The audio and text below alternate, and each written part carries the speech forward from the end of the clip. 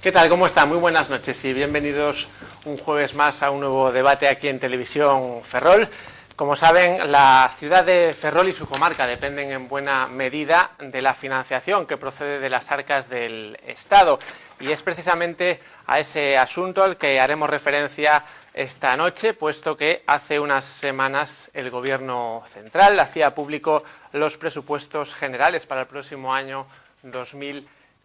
Analizaremos en la próxima hora ese documento clave para el futuro, primero en líneas generales y después en los puntos que tienen que ver con la inversión en proyectos previstos en Ferrolterra. Entre ellos podemos citar pues, el saneamiento de la ría, la conexión ferroviaria al puerto exterior, infraestructuras portuarias o la actuación de seguridad vial en Aspías, por poner solo algunos ejemplos.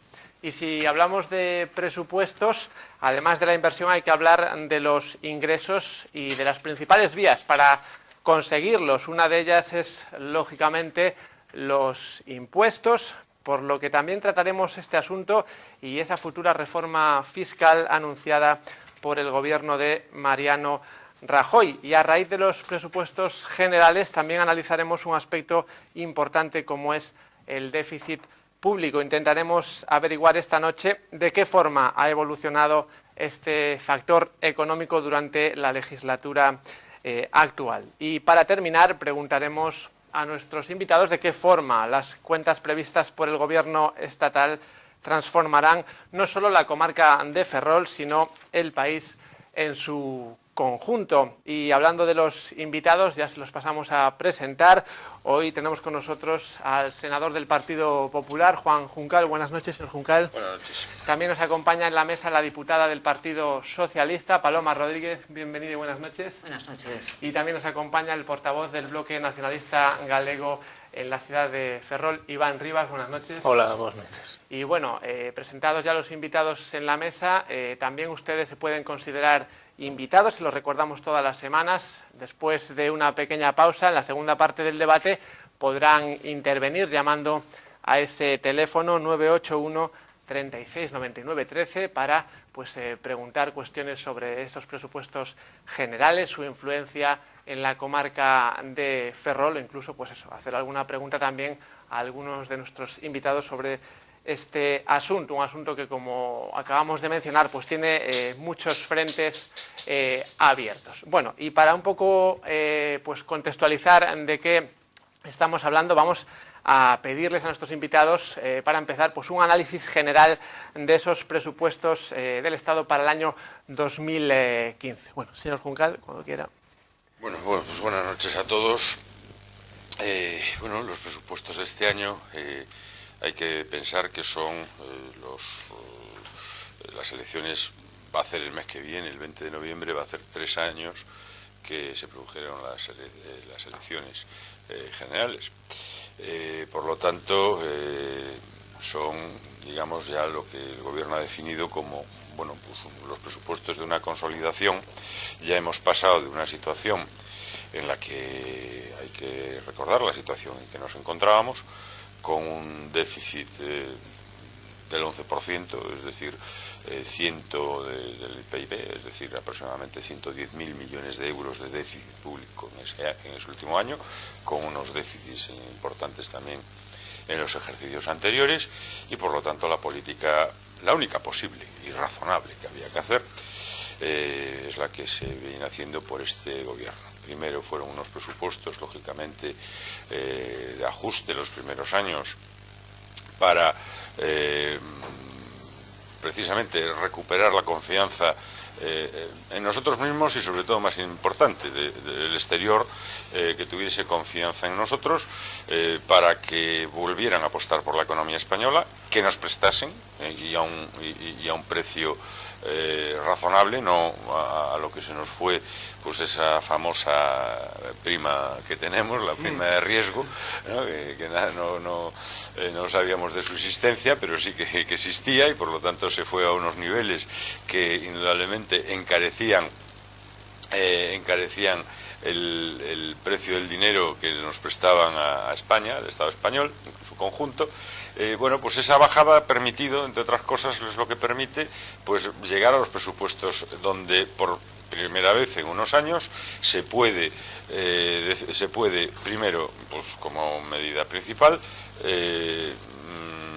mantener el nivel de gasto con crecimientos en algunas partidas y la parte, digamos, más importante, pues un descenso en impuestos de 9.000 en un conjunto que se estima en unos 9.000 millones de euros que las familias, los ciudadanos tendrán a partir de 1 de enero, ese ahorro fiscal en el conjunto de la sociedad, indudablemente que va a favorecer a las rentas más bajas por la progresividad del impuesto y tal como se ha articulado, con lo cual, bueno, quedarán esos 9.000 millones más a disposición de las familias y que por lo tanto se pueda incentivar el gasto y empezar a moverse más la economía.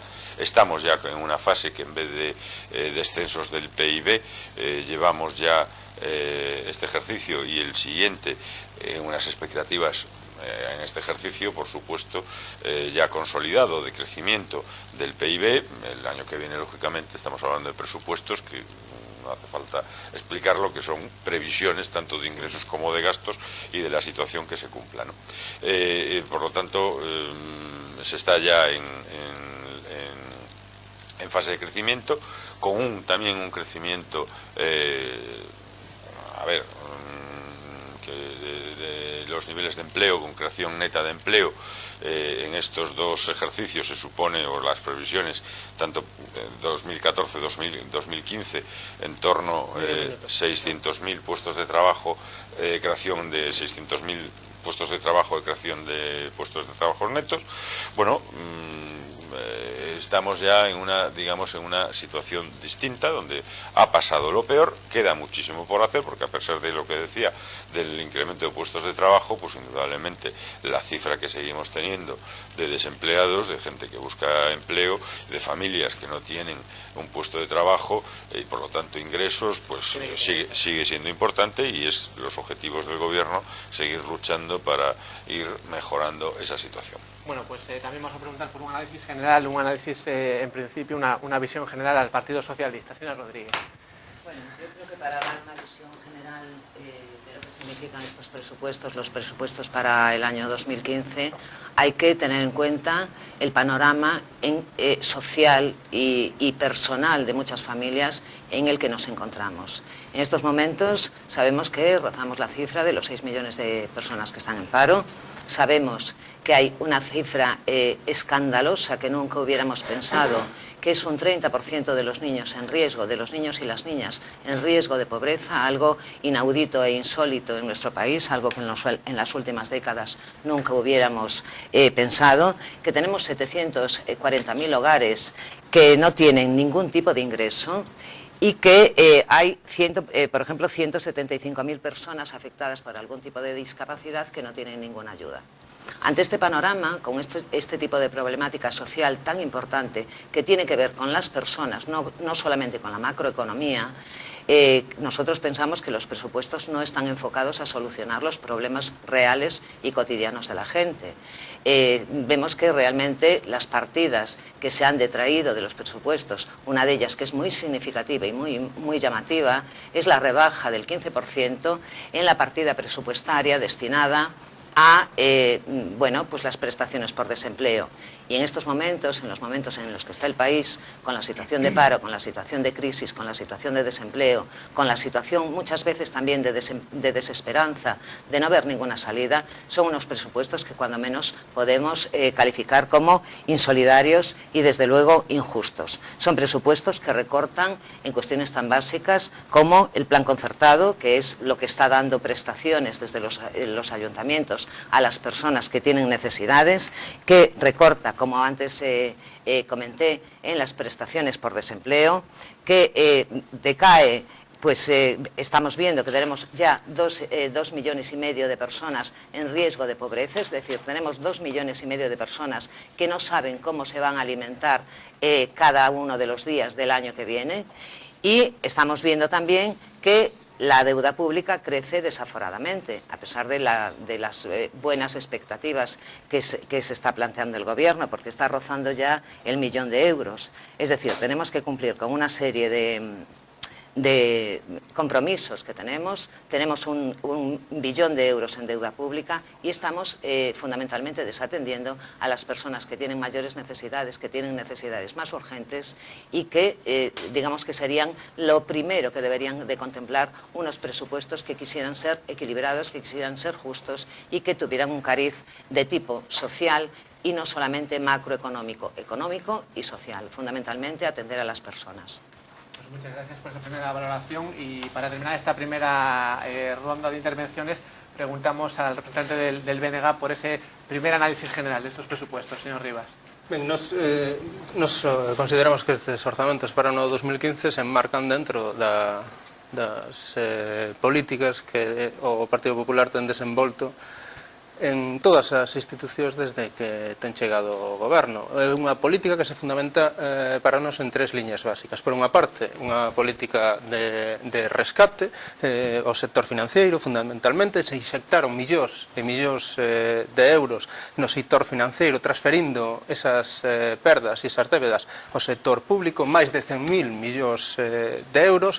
Unha segunda política, que é a política chamada política de austeridade, que ten como objetivo recuperar esa taxa de beneficio desas entidades financeiras e as grandes multinacionais provocada pola decisión anterior de iniciar ese proceso de rescate financeiro que ten graves consecuencias para as maiorías sociais, que se fixo mediante diversos mecanismos, mediante unha reducción dos salarios directos, mediante unha reducción dos salarios indirectos e mediante unha reducción dos salarios diferidos. E unha terceira política que consiste en desenvolver un proceso de recentralización tanto económica como política co fin de evitar que calquera ou que exista a posibilidade de que outras institucións poidan adoptar medidas contrarias a esta dinámica que o Partido Popular inició tanto no goberno do Estado, pero que está a desenvolver en gobernos municipais como o propio Concello de Ferrol ou como no propio goberno da Xunta. Nestes orzamentos para o ano 2015 se evidencian estas cuestións. En primeiro lugar, continúase mantendo o nivel de pago de intereses que existía no ano anterior, un nivel que está neste ano nos 35.490 millóns de euros, pero que nos orzamentos do ano 2013 estaba nos 40.000 millóns de euros, o cal supoñía un incremento respecto do ano 2012 do 34%. Isto que quere decir? Que o Partido Popular é o artífice da débeda que existe no momento actual no Estado, un 100% de débeda no Estado español. No ano 2007 a débeda do Estado estaba no 37%, no ano 2014 está no 100%. Vostedes son responsables dese incremento do 37% ao 100% que existe no momento actual. E que fixeron? Asumir a débeda privada, a débeda que era das entidades financieras e das grandes multinacionais e transferir ya as administracións públicas. Vostedes agora nos queren decir que estamos nun proceso de recuperación e fano a través duns orzamentos que fan unha previsión de incremento do PIB do 2%, que nin o propio Fondo Monetario Internacional se cree. Co cal, parece bastante cuestionable que ese incremento do PIB en base ao cal vostedes se basan para que se produza un incremento dos ingresos a nivel estatal de máis do 5%, dun 5,4%, parece bastante cuestionable e parece tamén en base á propia reforma fiscal que vostedes teñen pensado implantar. Un incremento do 20% da recadación en base ao imposto de sociedades é bastante contradictorio ca propia reforma fiscal que vostedes están a propoñer, pero é que ao mesmo tempo que vostedes nos aseguran que estamos nun proceso de recuperación, unha afirmación como a que aqueles 100.000 millóns de euros que se iban a investir nas entidades financieras iban a ser recuperados, cando o propio FROP xa dixo que eran que 50.000 millóns deses euros xa era diñeiro perdido. Veis ben, agora vostedes afirman que estamos nun proceso de recuperación, pero bueno, asumindo esa mesma descripción que vostedes argumentan nos propios orzamentos, parece contradictorio que as partidas destinadas ao gasto social e ao benestar social non teñan ningún tipo de incremento, sino que máis ben o que fan é conservar as dotacións que tiñan no momento no ano anterior, no mellor dos casos, porque existen partidas importantes que o que sufren é unha minoración respecto do ano 2014. Bueno, gracias, señor Rivas. Bueno, está claro que sobre el mismo documento el análisis es diferente, señor Juncal.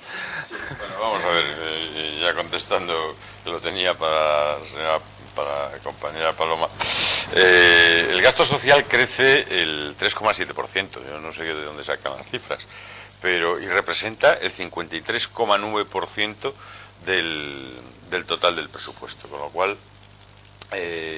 bueno, viene a demostrar que tienen mal la información o hacen una lectura equivocada de los documentos, ¿no? Porque vuelvo a insistir que el gasto social, todo el conjunto del gasto social de los presupuestos se incrementa por primera vez en el 3,7%. Y vuelvo a insistir que representa casi el 54% de toda la partida. Que disminuya la aportación a los fondos de desempleo. Hombre, si en este año se van a crear 300 y pico mil puestos de trabajo y el año que viene se van otra vez también a crear otros 300.000, un total de 600.000 puestos de trabajo reconocidos, y es los análisis que hace la OCDE, la Unión Europea, en fin, todos los agentes que llevan todo este tipo de cifras, pues lógicamente esa partida disminuirá porque habrá 600.000 personas que han encontrado un puesto de trabajo y por lo tanto no van a necesitar ese fondo. Es puras matemáticas, no tiene tal. De todas maneras, indudablemente, si se hay desviaciones presupuestarias, pues para eso están los fondos de contingencia, para cubrir alguna brecha que se pueda producir. En cuanto a lo que decía el señor Rivas, bueno, vamos a ver, volvemos otra vez a lo mismo. El rescate financiero, le quiero decir que rescatamos la banca pública de este país, que era las cajas de ahorro, que fue lo que se rescató. Y ya lo dije en varias ocasiones, y es que no sé por qué no lo entienden. Vamos a ver, lo que se pueda recuperar se va a recuperar, indudablemente, pero es que, entre otras cosas, lo que se hizo con la intervención de las cajas de ahorro fue salvar el dinero de la gente que tenía ahí sus ahorros. O sea, cualquier gobierno serio, sea de derecha, de izquierda, ¿qué pretendía usted? ¿Que dejáramos caer todas las cajas públicas y que todos los ahorros de los ciudadanos, de los pensionistas, en fin, de todos los ciudadanos que tienen ahí, pues uno 1.000, otro 3.000, otro 10.000, otros 20.000, se fuesen al garete, y que se fuese al garete el sistema financiero? ¿Ustedes se creen que podemos, un país en el siglo XXI, puede vivir sin un sistema financiero saneado? Entonces están en otro mundo si plantean esa situación. Bueno, claro, viendo modelos argentinos, venezolanos, pues bueno, pues así nos vamos. Austeridad. Pero vamos a ver, ¿cabe otra posibilidad cuando nos hemos gastado ya la hijuela, que ya estábamos en una situación en el 2012, vuelvo a insistir, con déficits del 11, del 9, del 8? Usted, señor Rivas, me decía, es que en el 2007 había, claro, desde el 2007 hasta el 31 de diciembre, hasta el 28 de diciembre del 11, ¿quién gobernó en este país? ¿Señor Mariano Rajoy? No. ¿Y cuáles eran los déficits? Han sido los déficits de esos ejercicios. Entonces, indudablemente, el nivel de deuda se ha ido a niveles del PIB por todas las circunstancias que venimos arrastrando. Y a partir del 2015... es cuando empezará a bajar el nivel de endeudamiento. Pero vuelvo a insistir que gracias a la solvencia que tiene este gobierno se ha conseguido una rebaja de la prima de riesgo que ha permitido un ahorro en el pago de intereses muy importante.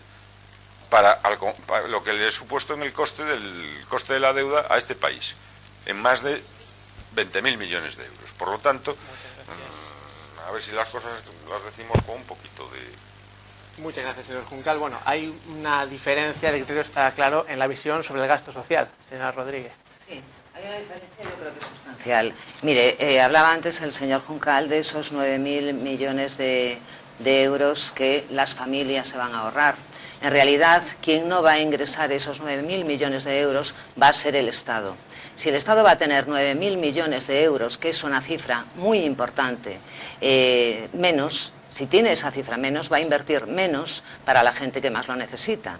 Y en esta reforma fiscal es cierto que algunas familias van a ahorrar, pero fundamentalmente van a ahorrar las familias que tengan unas rentas muy altas. Porque, por ejemplo, para que todos sepamos lo que vamos a ahorrar, una renta de 22.000 euros anuales va a ahorrar 400 euros. Una renta de 300.000 euros anuales va a ahorrar unos 12.300 euros. Y una renta de más de 1 millón de euros va a ahorrar 60.000 euros. Esto significa que esta bonificación fiscal que se va a hacer va a afectar fundamentalmente de forma positiva en un 60% a un 10% de la ciudadanía que tiene rentas altas y en un 30% al 1% de la ciudadanía que tiene rentas muy altas. Es decir, todas aquellas personas, además, que no tienen que declarar al IRPF porque no llegan a los mínimos, no se van a ver beneficiadas y se van a ver perjudicadas porque van a seguir pagando todos los impuestos indirectos y no van a tener ningún beneficio de esta reforma fiscal. Las clases trabajadoras, las clases medias, los pequeños empresarios, las trabajadoras y trabajadores autónomos que tienen unas rentas anuales que no son de grandes cuantías, tampoco se van a ver beneficiados, porque a pesar de que algunas de ellas ahorren esos 400 euros o 250 euros al año, sí van a ver incrementados todos los otros impuestos indirectos que van a tener que afrontar, con lo cual si por un lado les estamos aportando una cantidad un poco ridícula a lo largo del año, que son 400 euros, y después cada día se la vamos a estar cobrando en todos los impuestos de todo lo que tienen que pagar, es muy difícil conjugar esa, digamos, alegría que muestra el Partido Popular con esos 9.000 millones de euros que al fin y al cabo van a ir a las personas que tienen una capacidad económica más alta en detrimento de aquellas personas que sí necesitan unos buenos recursos sociales, un buen estado del bienestar y una buena cobertura para las necesidades más básicas que con 9.000 millones de euros menos, evidentemente, no se va a poder invertir en el estado del bienestar. Vamos a perder muchos recursos sociales, vamos a perder muchas prestaciones sociales y vamos a perder mucha garantía de dignidad y de calidad de vida para las personas que tienen menos recursos. Muchas gracias, señora Rodríguez. Bueno, y terminamos este primer bloque de análisis general dándole la palabra al representante del BNG, señor Rivas. Ben, eu, por partes, e para aclarar algunhas cuestións, a empezar pola cuestión do rescate financiero, non? Ben, o certo é que o Partido Popular o que fixo foi unha reforma constitucional para permitir que o pago da débeda sexa un pago prioritario por encima de calquera outra necesidade que pode existir no Estado. E a través desa reforma constitucional pola vía de urxencia, vostedes o que fixeron foi inxectar máis de 60.000 millóns de euros a través de inxeccións directas de capital ás bancas e ás caixas, 42.000 aos bancos tamén, 42.000 millóns a través dese memorándum que vostedes asinaron coa propia Unión Europea e do cal estamos a sufrir no momento actual as consecuencias, é o que vostede chama austeridade, a situación na que nos estamos a topar no momento actual e que, ademais, o FROP calcula e valora que deses 100.000 millóns de euros, porque o Tribunal de Contas súmalle a todo isto outro tipo de conceptos como poden ser avais e liñas de crédito, pois ben, o FROP xa asegura que deses 100.000 millóns de euros xa se perderon cerca de 40.000 millóns de euros, que xa non son recuperables. E por que non son recuperables? Porque vostedes rescataron esas entidades financeiras para que? Para venderllas ao mellor postor polo precio máis barato que fose posible. E quen vai ter que pagar eso? Nós, a través desa política de austeridade que vostedes levan implementando desde que chegaron ao goberno. Vostede fala de que había que garantir o aforro das persoas que tiñan depositado ese diñeiro nesas entidades financeiras. Isto o único que supón é que vostedes están a cuestionar a propia existencia do Fondo de Garantía de Depósitos, que aseguraba ese diñeiro que as persoas aforradoras e que se corresponden coas maiorías sociais tiñan ali depositado o seu diñeiro. En todo caso, o que parece absurdo é que vostedes inxecten millóns e millóns de euros nesas entidades financeiras e que despois llas vendan ao mesmo sector privado que xenerou esta situación actual e que vostedes non sexan capaces nin de xestionar esas entidades que vos teñan rescatadas para xerar, cando menos, un beneficio social. Recórdolle que nos propios Estados Unidos existe unha banca pública, algo que para vostedes é unha especie de tabú. Falaba vostede tamén de que nos apostábamos por unha especie de modelo, decíao de maneira soslayada, como se fora algo negativo. Falaba vostede de Venezuela, non sei se nomeaba algún outro estado ou Cuba. Venezuela, que en todo caso foi un dos estados que o cal o presidente ao que vostede representa asinou uns acordos para que se construísen algúns dos barcos que fabrica a empresa Navantia, que vostedes agora pretenden desmantelar, barcos que, por suposto, non se podían facer en esta cidade, sino que se tiñan que facer nos asteleiros do sur. Vostede, ademais, falaba de que a débeda pública non a xeneraron vostedes e de que todo isto é unha especie de herencia recibida de non se sabe moi ben que. Mire, eu recordolle tres dados. A débeda pública, como lle dixen, no ano 2007 era do 37%. No ano 2015 superará o 100%. Pois ben, no ano 2011, supoño que este ano xa lles corresponde a vostedes, a débeda pública era do 70,5%. En todo caso, ese incremento que vostedes levan acumulando e que vostedes teñen aplicada a través de todo este tipo de políticas, supostamente o que debería facer é reducir a débeda que terían as propias entidades privadas e entidades financeiras. Pois, curiosamente, a débeda das entidades financeiras sigue incrementándose neste ano 2014 e os únicos que están a reducir a súa débeda, a débeda privada, son as familias e as pequenas empresas. E a administración pública asume o resto de todo ese rescate financiero. Sé que se han abierto muchos temas y que lógicamente el señor Juncal querrá responder, pero ya planteo el siguiente tema sobre la mesa para ir un poco por orden, ¿no? Esa valoración en cuanto a la comarca de Ferrol. Señor Juncal. Bueno, para cerrar el tema, el capítulo anterior, que decía el señor Rivas, pero vamos a ver, yo en el 11, claro, había un déficit del 9,3, pero es que en el 12, obviamente, que ya es responsabilidad del Partido Popular, pues con la situación que te encuentras, y a ver, que no es, yo no digo herencia, pero la verdad es que el Partido Popular tiene que entrar a gobernar el 1 del 12, se encuentra con un Estado que tiene un déficit en el 8,9 y en el 12 del 6,6, es decir, que nos hemos gastado 89.000 millones que no teníamos, 66.000 millones que no teníamos, 63.000 en el 13 que no teníamos, en el 14 lo hemos rebajado a 55.000, en el 15 para el año que viene ya se da un déficit de 4,2 para llegar a un 1%, o sea, es decir, a 10.000 millones en el año 17. Entonces, claro, usted me dice, sube la deuda. Es que tiene que subir, porque a nosotros nos han dejado... No, entonces, claro, entonces ¿usted qué quiere? ¿Que despida funcionarios y que haga más ajustes? Hombre, se hacen los ajustes para que todo esto se siga manteniendo, pueda seguir funcionando en unos parámetros razonables, dando los servicios a los ciudadanos, pero indudablemente no se puede hacer con la alegría que se estaba haciendo anteriormente. Entre otras cosas, porque para poder tener ese déficit, alguien te lo tiene que prestar. Y el mercado dijo, a España no es fiable, no le prestamos más. O si le prestamos al 8%.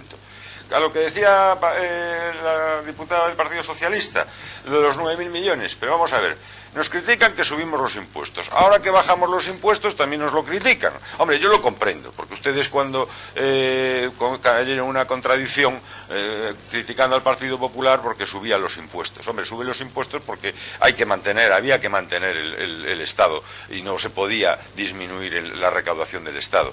Pero ahora que hay esa oportunidad, pues el Gobierno ha tomado la decisión de decir, oye, vamos a bajar esos 9.000 millones, yo no estoy de acuerdo con la apreciación que usted tiene, mayoritariamente le va a afectar a las rentas bajas y a las rentas medias, porque, en fin, yo, señora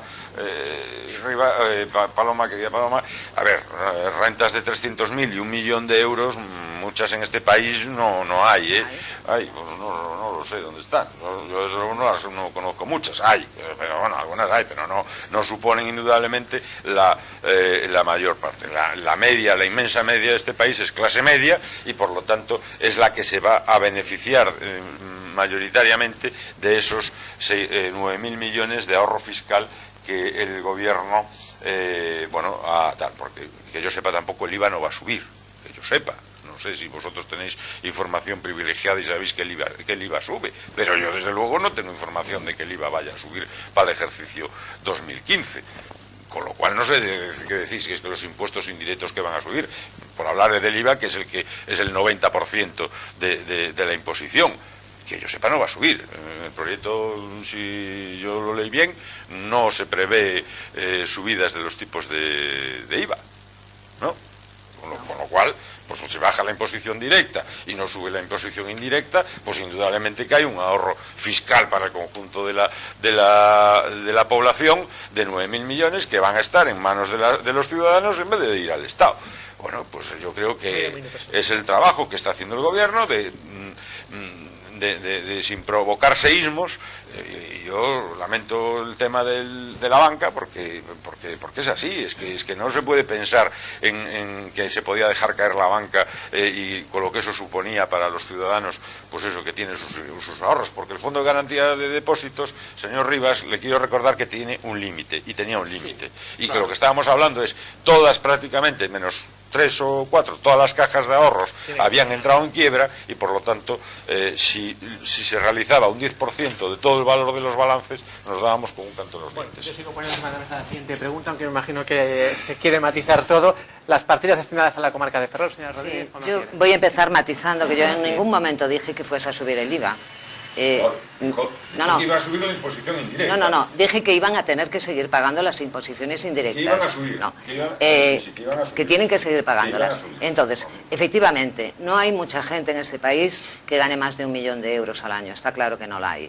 Pero también es cierto que la gente que gana un sueldo razonable o que tiene unos ingresos pues medios, normales, esa gente se va a ver beneficiada pues muy escasamente de esta reforma fiscal, que es una reforma que además, curiosamente, baja el impuesto a las sociedades, a las grandes compañías y las iguala con las, autónomos, casi se olvida un poco de los autónomos y se olvida de la pequeña y mediana empresa. Entonces está favoreciendo desde el principio a las clases, digamos, más altas y, yo insisto, es cierto que es bueno bajar los impuestos cuando se puede, pero si eso está significando en un país como este, cuyo estado de bienestar, que estaba bastante consolidado en estos momentos, es tan deficitario, si está perjudicando la consolidación y el incremento de las prestaciones a través del estado de bienestar, quizá pues esta reforma fiscal o estas rebajas para las clases que tienen más capacidad económica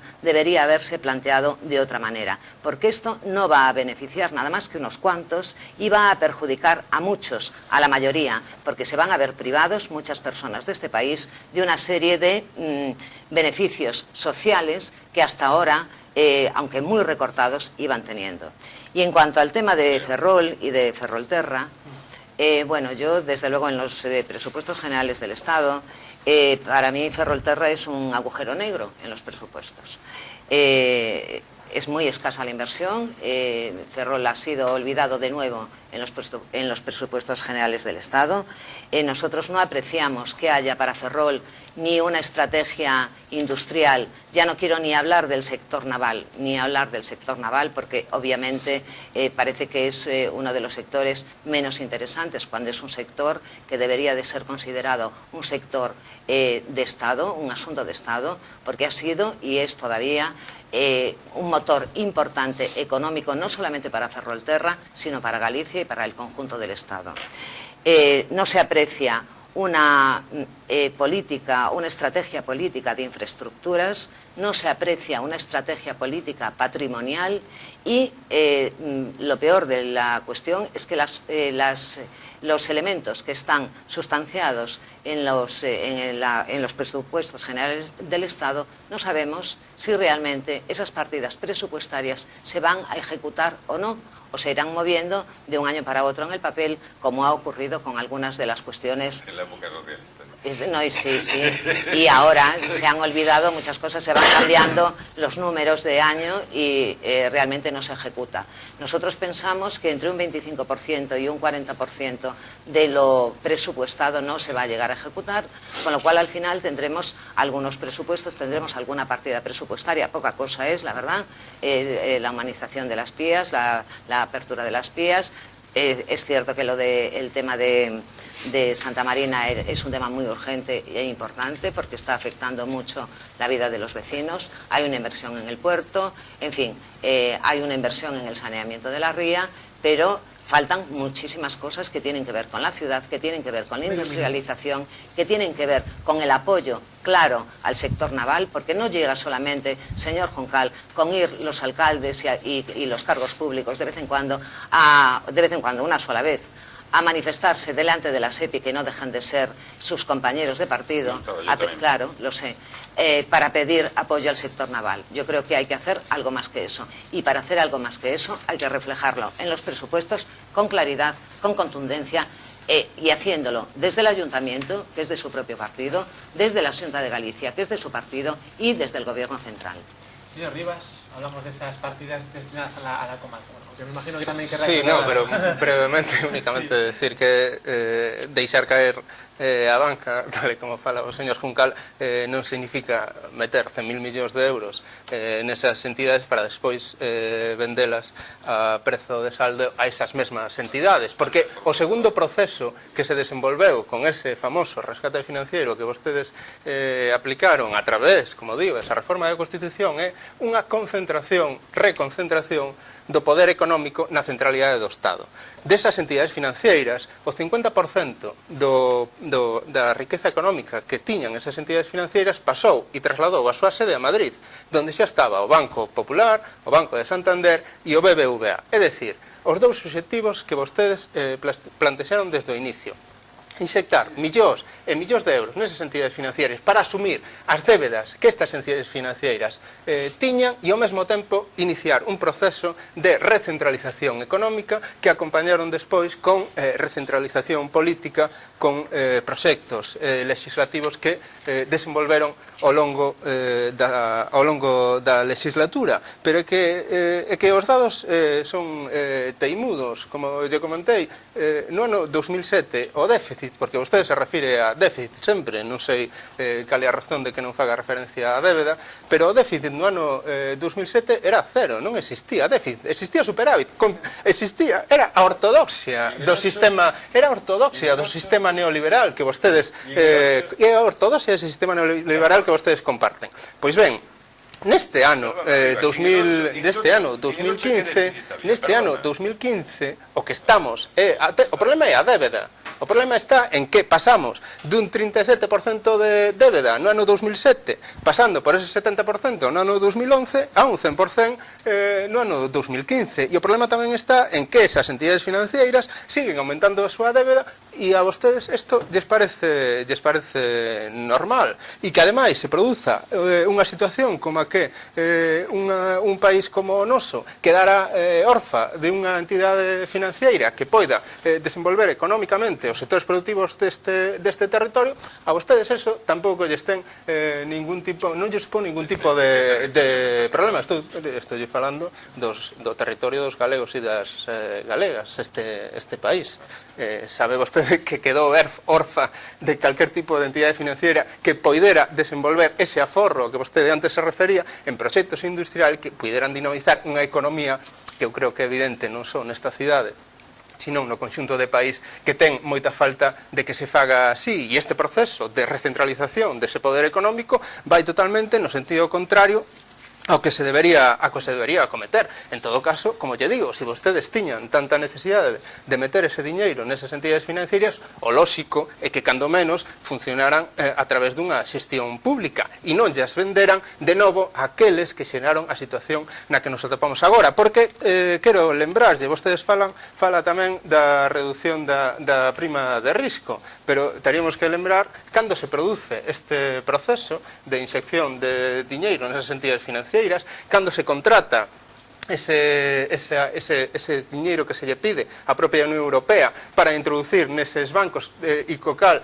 temos agora que asumir unha situación de recortes permanentes e cada vez máis dramáticos, e ademais cando se producen todos os plans que obrigan a outras entidades como poden ser as administracións locais a asumir créditos que non tiñan necesidade de facelo, como foi o propio Concello de Ferrol a través dese famoso plan de pago a proveedores que obrigaba case que de maneira explícita as propias entidades locais a ter que asumir eses créditos, e cando se fixo no momento en que a prima de risco estaba no seu nivel máis alto, co cal é evidente que existe unha relación directa entre a súa política económica e os beneficios das grandes entidades financieras e grandes multinacionais. Gracias. Es el momento de hacer una pequeña pausa y en la segunda parte de este debate seguiremos profundizando en ese capítulo importante, las partidas destinadas a la comarca de Ferrol de esos presupuestos generales del Estado. A ver si vamos profundizando un poco más y ya dejamos el capítulo de aspectos generales.